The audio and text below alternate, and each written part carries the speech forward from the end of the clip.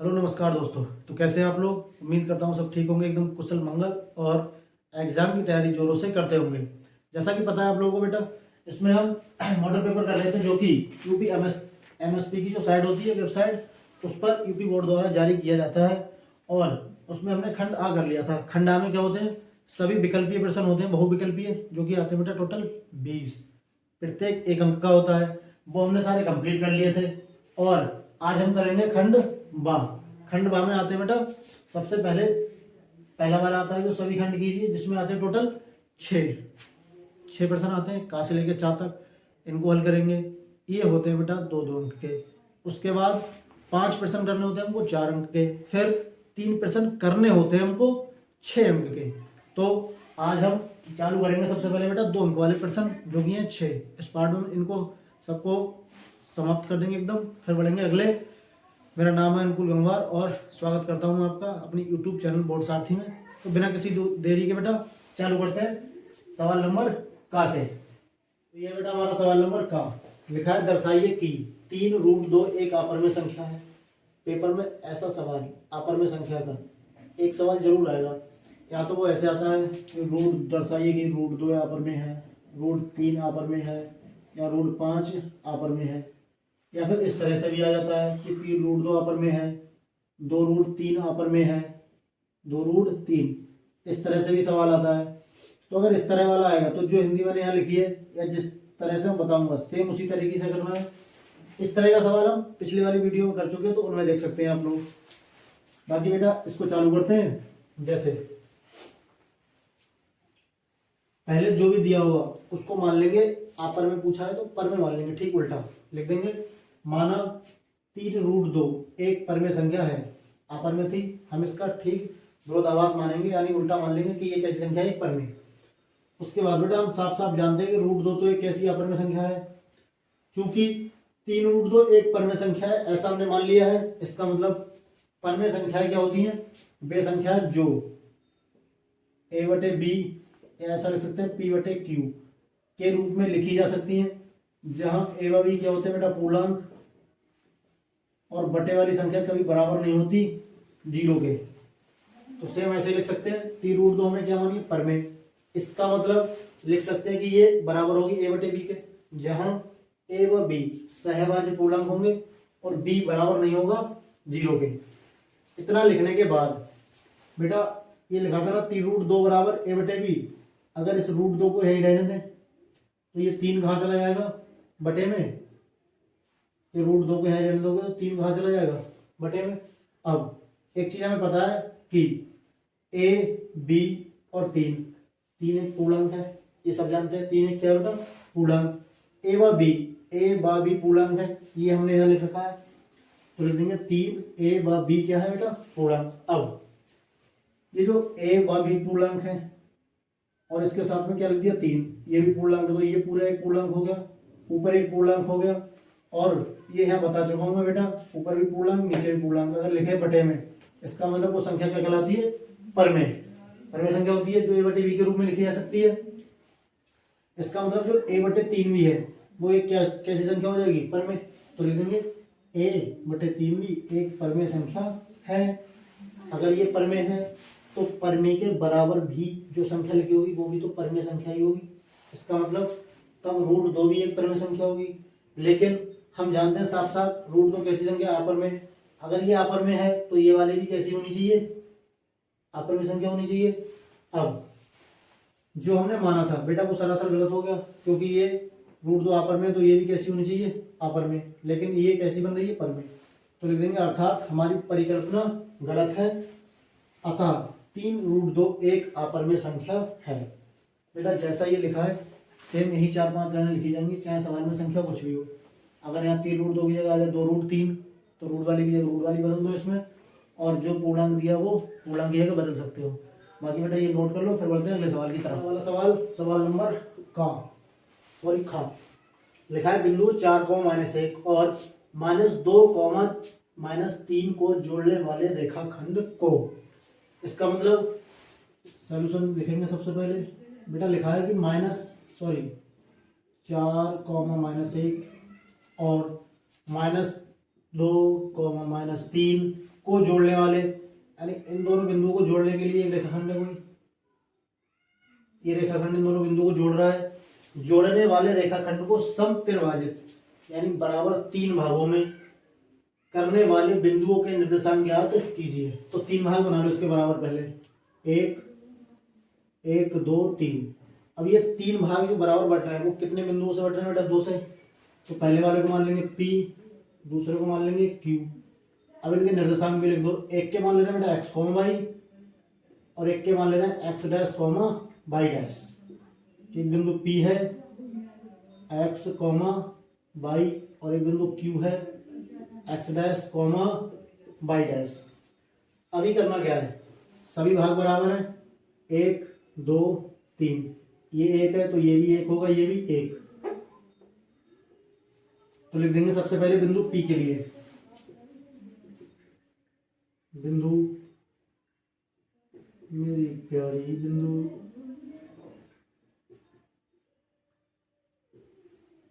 P के निर्देशांक। अब बिंदु P के लिए करना क्या है? जो बिंदु P है बेटा, इस 4 को -1 और माइनस का 2 -3, इसको A मान लो, इसको B लिख देंगे। माना बिंदु A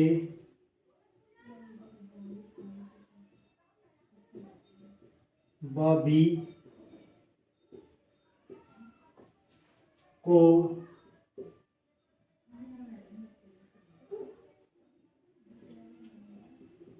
मिलाने वाले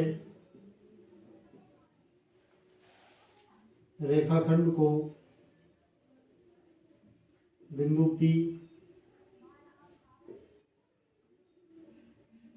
x, y M1 अनुपात, सॉरी अब अनुपात देखो क्या बनेगा बेटा। ये टोटल 3 हिस्से, 1 2 3, लेकिन अगर बिंदु P द्वारा इसको बांटा जाए, केवल बिंदु P द्वारा, तो इधर कितने हिस्से बचेंगे? 1 2। इधर कितना हिस्सा बचेगा? केवल 1। यानी जो अनुपात आएगा वो आ जाएगा 1:2। तो बिंदु P 1:2 के अनुपात में विभाजित करता है। अगर ये इसमें विभाजित कर रहा है तो बेटा विभाजन सूत्र से, विभाजन सूत्र से क्या होता है? विभाजन सूत्र हमारा x2 m1 plus x1 m2 upon में m1 प्लस m2। ये x का मान होता है। उसके बाद y2 m1 plus y1 m2 upon में m1 प्लस m2। ये पहला वाला बिंदु हो जाएगा x1 y1, ये x2 और ये y2, ये xy है, और ये हो जाएगा पहला वाला m1 और दूसरा वाला बेटा m2। तो x बराबर निकालने के लिए सबसे पहले x2 रखो। x2 का मान कितना? -2। m1 का मान कितना? 1। x1 का मान कितना? 4। m2 का मान कितना बेटा? 2 अपॉन में m1 प्लस m2 यानी 1 प्लस 2। इधर y वाले लिख लो। y2 का मान कितना है हमारे पास में? -3।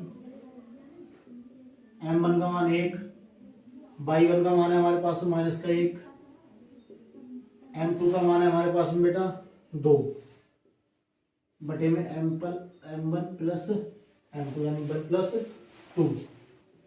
इधर कर लेते हैं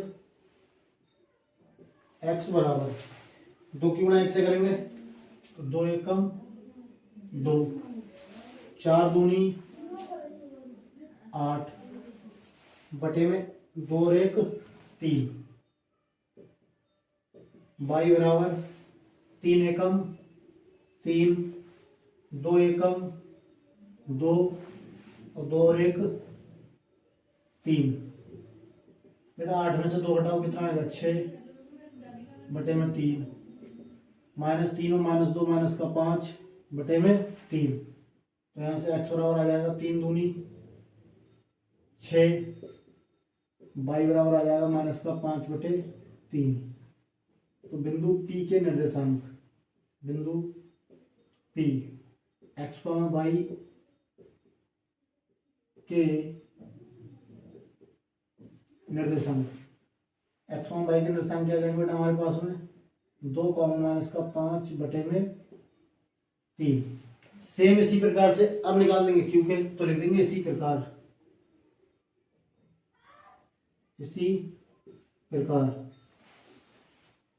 क्यू के निर्देशांक के लिए,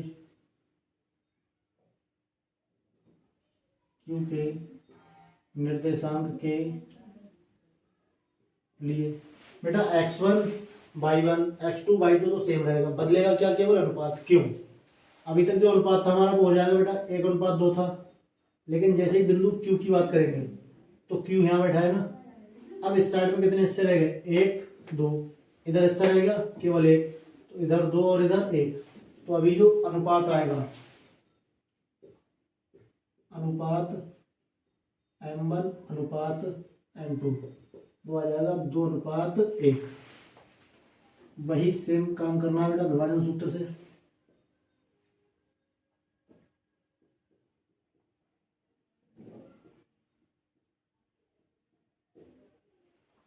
क्या होता है विभाजन सूत्र? अभी बिंदु Q के जो निर्देशांक है बेटा वो हमने माने x डैश और y डैश, तो लिखेंगे x डैश बराबर x2 m1 plus x1 m2 upon में m1 plus m2, y dash बराबर y2 m1 plus y1 m2 upon में m1 प्लस m2, तो x डैश बराबर ये x2 का मान कितना है बेटा हमारे पास में x2 माइनस का 2, m1 का मान कितना हो जाएगा बेटा 2, प्लस x1 का मान कितना है हमारे पास में अभी 4, m2 का मान है 1, ये 2 प्लस 1, y2 का मान कितना है हमारे पास में बेटा y2 माइनस का 3, m1 का मान 2 प्लस y1 का मान है हमारे पास में कितना माइनस का 1, m2 का मान कितना है 1 अपॉन में 2 प्लस 1, x डैश बराबर हो जाएगा 2 दूनी 4, माइनस का है तो लगा दिया प्लस 4 एकम 4 बटे में 2 और 1 3, y डैश बराबर ये हो जाएगा 3 दूनी 6 1 एकम 1 बटे में 3, माइनस 4 प्लस 4 कैंसिल तो कितना आ जाएगा ये 0, x डैश बराबर आ गया 0, y डैश बराबर माइनस 6 और माइनस 1 माइनस का 7 बटे में 3। अब लिख सकते हैं बेटा बिंदु Q के निर्देशांक, बिंदु Q के निर्देशांक क्या थे बेटा x dash comma y dash बराबर आ जाएंगे 0 कॉमा माइनस का 7 बटे 3। बाकी बेटा अगर किसी को कहीं कोई दिक्कत है तो कमेंट में बता सकते हो। ये हमारा ख नंबर सवाल हो गया है और आप लोग इसको नोट कर लो, फिर बढ़ते हैं अगले सवालों की तरफ। कहीं समझ में ना आए तो कमेंट में बता देना। अगला बेटा हमारा सवाल नंबर है ग, लिखा है कोड 1 किसी मान के लिए सै के 12/5 है, कथन सत्य है या असत्य, कारण सहित उत्तर की पुष्टि कीजिए कि सै के बराबर 12/5 हो सकता है या नहीं। देखते हैं क्या होता है बेटा। सबने लाल बटे कक्का तो पढ़ा होगा। क्या होता है लाल बटे कक्का? पहले वाला होता है साइन कॉस टेन, इधर से होता है बेटा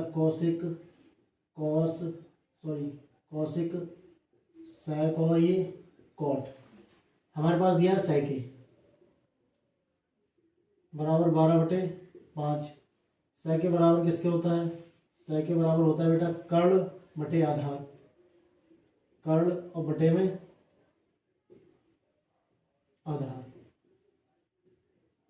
अब ये कर्ण दिया है हमारा 12 और आधार दिया है 5। अगर हम समकोण त्रिभुज बना भी लें तो ये 90, कर्ण हमारा कितना दिया है 12, आधार कितना दिया है 5। ये अगर कोण ए है तब बेटा आधार 5 है। अब ये जो 5 आधार है और कर्ण कितना है 12, तो जो कर्ण है वो आधार से कैसा दिया है ज्यादा, आधार से कैसा दिया है ज्यादा। और कर्ण हमेशा किसी भी समकोण त्रिभुज की सबसे बड़ी भुजा होती है। इसका मतलब ये जो 12 दिया है और ये हमारा जो आधार है वो कितना दिया है हमारे पास में 5, एकदम सही है। कर्ण 12 हो सकता है यानी आधार से ज्यादा हो सकता है। इसका मतलब हमारा जो कथन है वो कैसा है बेटा सत्य। तो लिख देंगे अतः यहाँ पर आधार का मान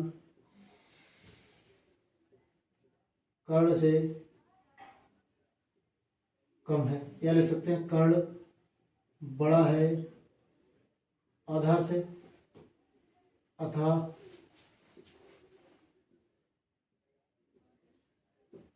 कथन सत्य है। बस इतना ही बताना था कि कथन सत्य है या नहीं है। सा के बराबर 12/5 हो सकता है? हाँ हो सकता है, क्योंकि कर्ण 12 और आधार 5। कर्ण ही समकोण त्रिभुज की सबसे बड़ी भुजा होती है, और यहाँ पर कर्ण हमें 12 दिया, आधार कितना दिया 5। लंब अगर हम निकालेंगे भी तो कर्ण में से माइनस करना होगा आधार, यानी कि छोटा ही आएगा कर्ण से। जब छोटा आएगा तो कर्ण सबसे बड़ी भुजा, यानी कि ये सही हो सकती है और है भी। तो लिख सकते हैं हाँ, ये हमारा जो कथन है वो कैसा है बेटा, सत्य है। तो ये नोट कर लो, फिर बढ़ते हैं अगले सवालों की तरफ। सवाल है बेटा सवाल नंबर घ, बहुत ही सरल सवाल है ये। लिखा है वृत्त के चतुर्थांश का क्षेत्रफल ज्ञात कीजिए जिसकी परिधि 22 सेंटीमीटर है। तो जो हमारा वृत्त होता है, वृत्त चतुर्थांश का मतलब ये चौथा हिस्सा वृत्त का, ये एक पीस काट लो ये वाला, इसका क्षेत्रफल निकालना है। तो चतुर्थांश के क्षेत्रफल का सूत्र होता है बेटा 1/4 गुणा पाई आर स्क्वायर। इसका मतलब हमें चाहिए क्या क्या बेटा, पाई आर स्क्वायर है, आर का मान चाहिए। तो पहले क्या निकालेंगे बेटा, यहाँ से आर कैसे निकालेंगे, देखो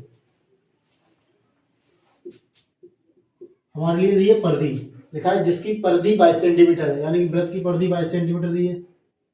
वृत्त की परिधि कितनी दी है बेटा, 22 सेंटीमीटर, वृत्त की परिधि दी है।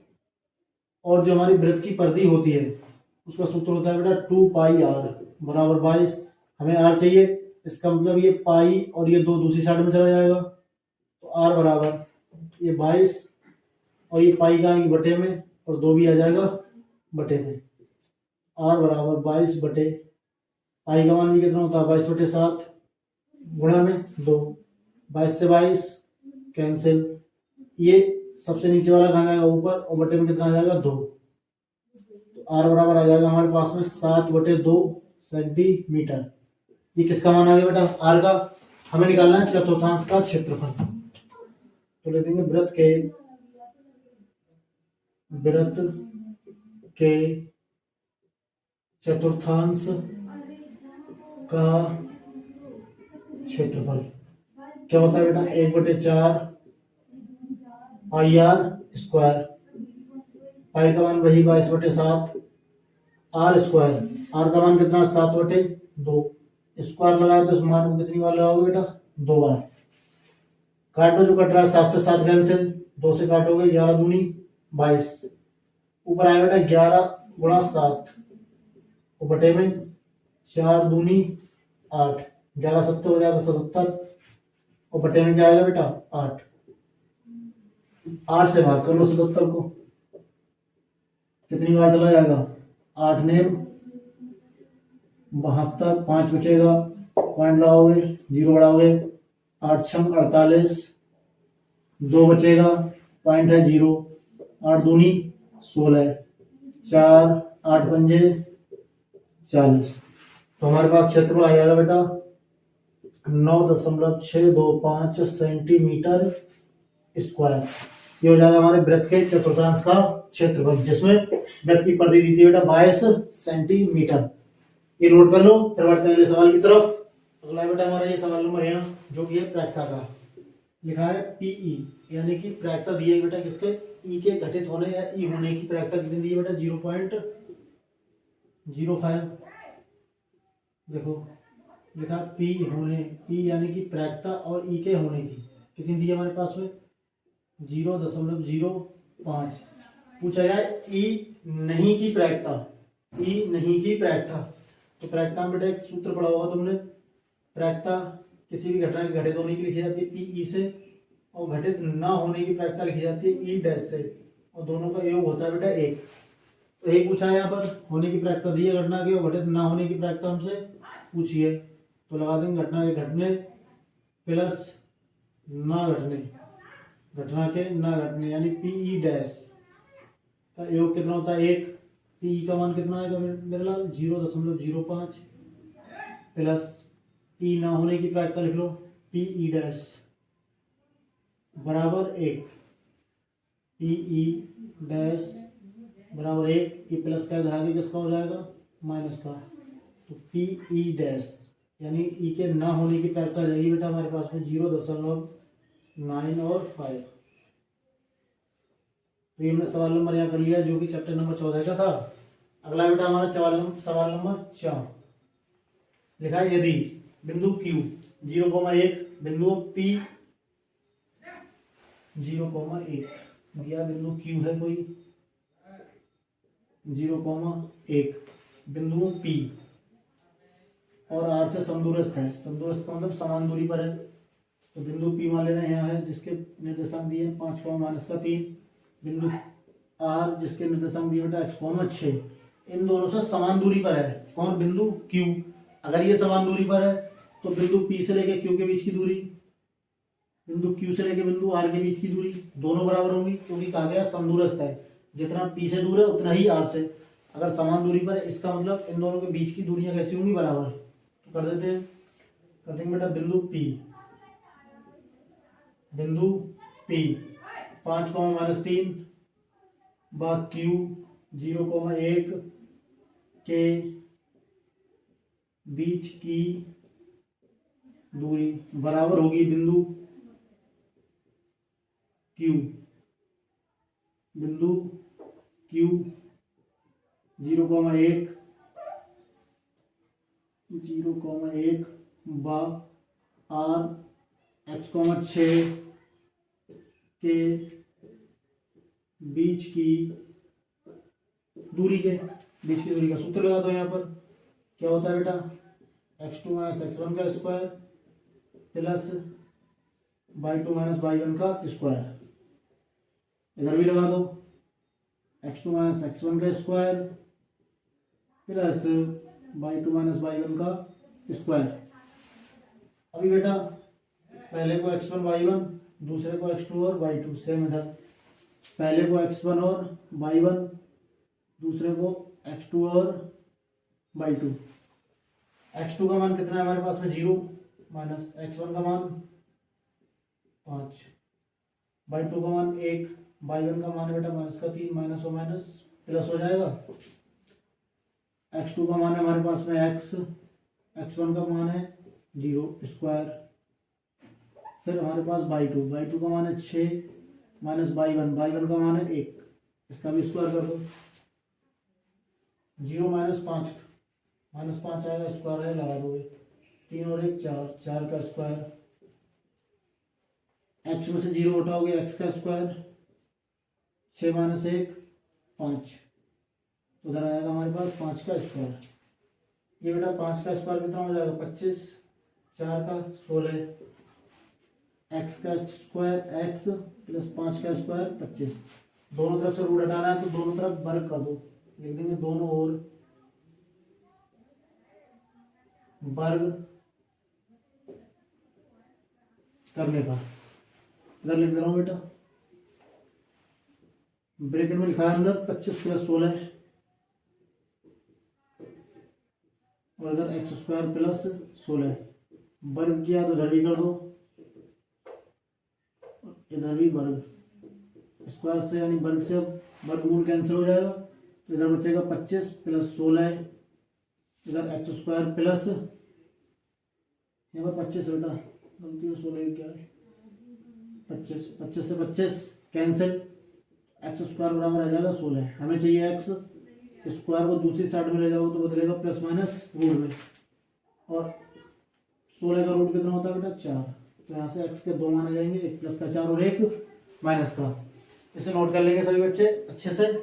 कोई दिक्कत है तो कमेंट बॉक्स में बता सकते हो। बाकी अपनी तैयारी को जोरों से करते रहो और कोई समस्या है तो कमेंट बॉक्स में लिखो।